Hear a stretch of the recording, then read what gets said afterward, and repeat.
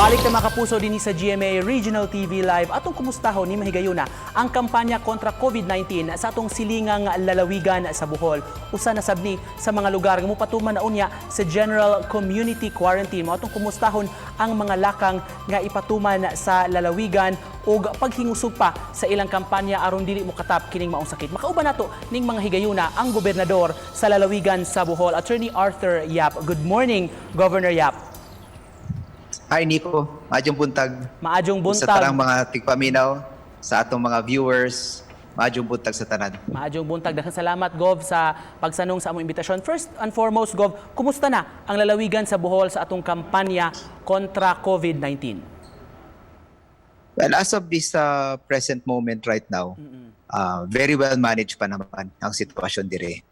When I say very well managed, officially, according to DOH Region 7, na at least we're still zero COVID pa ta hangtod karon. So we are also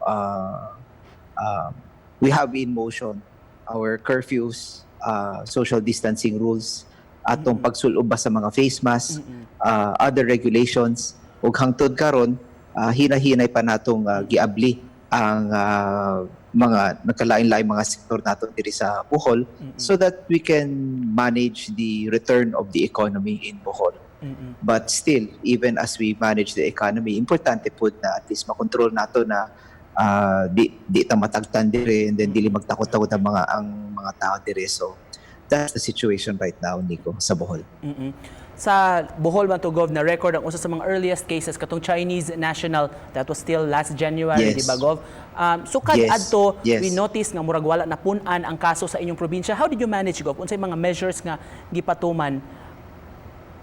Actually, one of the earliest provinces ang Bohol nga nagdeklara ng quarantine.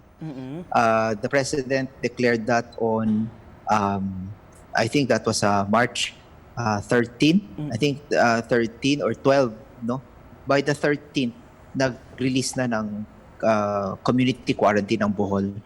And then Bohol was also one of the first provinces na nagdeklara ng curfew from 9 p.m. to 5 a.m. And then ang mandatory nga pagsulob sa mga face mask and then heavy information campaign. So we also closed down non-essential establishments very early. For example, ang mga leisure establishments nato diri sa Bohol, one of the first to go. Pero bisan pa, ipasagdan nato na magpabili na abli ang atong agriculture, atong construction, atong fishery, mga slaughterhouse, grocery, supermarket, merkado. Pero ang merkado na siya curfew from 5 a.m. to 7 p.m. Ang mga necessary sectors sa mga panginahanglanon ba sa atong mga tao, gipasagdan nato na magpabili na abli. So these are the measures, and we even our transport sector, Nico, nagpabili man abli. But of course the LTO regulations about community the social distancing, amo silang gipatuman.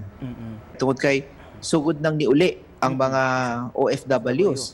So nanatay gidawat na 48 na OFWs karon.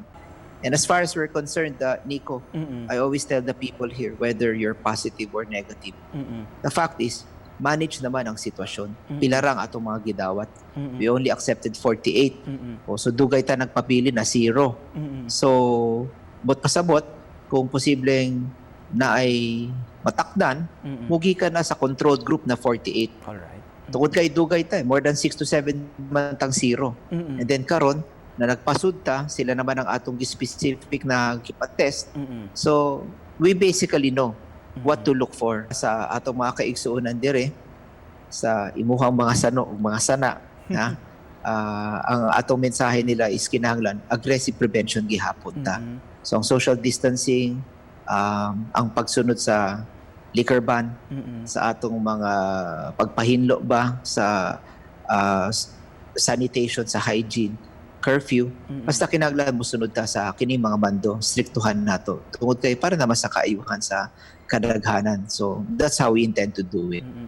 Pero after this 48, Gov, you were quoted to have said nga dila sa tamudawat in the meantime ug dugang pang mga OFW repatriates.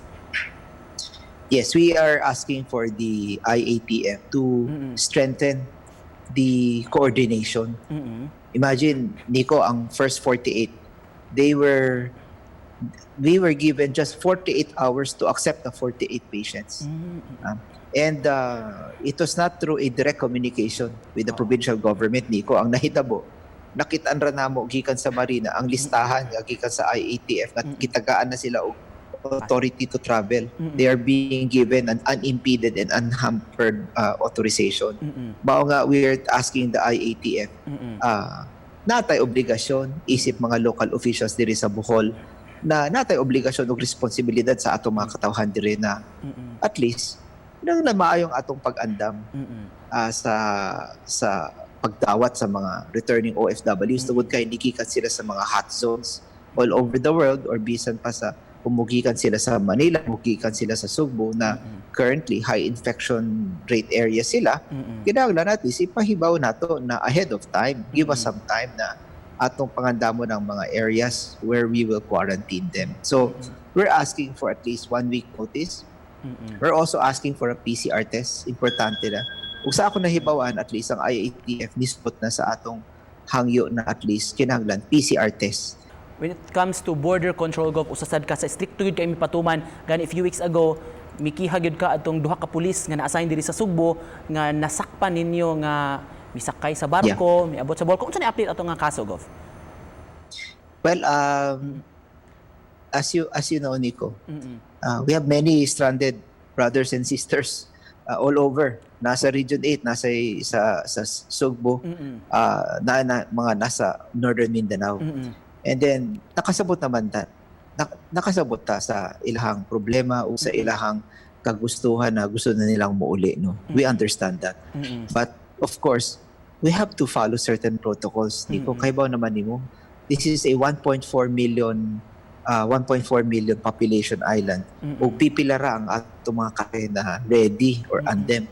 And then, sa ekipo pa, kulang pa ta sa ekipo. Imagine, base hindi ka mutuo na at maximum strength 24 ventilators ra ang atong Galyaris Hospital. 24 ra. Mao nga as the national government can order us, we here in the local have the responsibility and the obligation na siguraduhon nato na hangtod ra sa atong absorptive capacity ang atong madawat.